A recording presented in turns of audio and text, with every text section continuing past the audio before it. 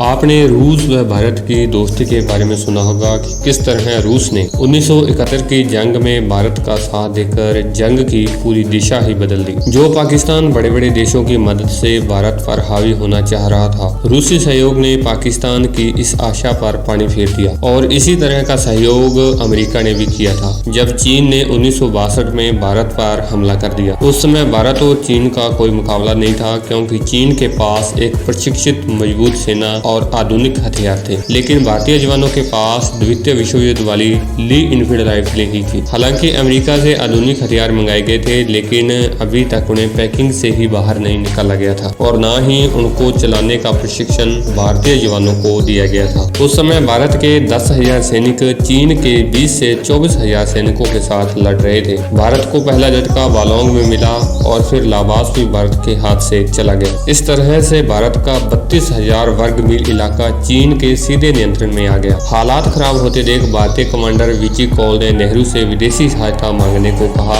ताकि चीनी सेना को रोका जा सके, और उस वक्त इंडियन एयरलाइंस की सारी उड़ानें बंद कर दी गई ताकि विमानों का सैन्य उपयोग किया जा सके। उस समय सबसे ज्यादा खतरा असम, बंगाल व कलकत्ता पर था। 19 नवंबर को नेहरू ने अमेरिकी राष्ट्रपति केनेडी को पत्र लिखे, जिसमें नेहरू ने यातायात व युद्धक विमानों की मांग की। साथ ही कहा कि अगर जल्द ही कुछ नहीं किया गया तो भारत के पूर्वी राज्य चीन के पास चले जाएंगे। नेहरू ने कहा कि हमें कम से कम 12 स्क्वाड्रन युद्धक विमान व 2 स्क्वाड्रन बमवर्षक विमान चाहिए। हालात खराब होते देख अमेरिकी राजदूत कॉलब्रेड ने व्हाइट हाउस को कहा कि तुरंत हथियारों की सप्लाई की जाए, साथ ही 7वें बेड़े को बंगाल की खाड़ी की तरफ रवाना कर दें। हालांकि भारतीयों ने अमेरिकी नौसेना की मदद नहीं मांगी थी, लेकिन अमेरिकी राजदूत कॉलब्रेड ने सोचा कि अमेरिकी नौसेना की बंगाल की खाड़ी में मौजूदगी से चीन को सीधा संदेश जाएगा कि अमेरिका इस संकट की स्थिति में भारत के साथ खड़ा है। केनेडी ने कॉलब्रेड की सलाह मानते हुए होनोलुलु स्थित नौसेना मुख्यालय से 7वें बेड़े को बंगाल की खाड़ी की तरफ रवाना करने का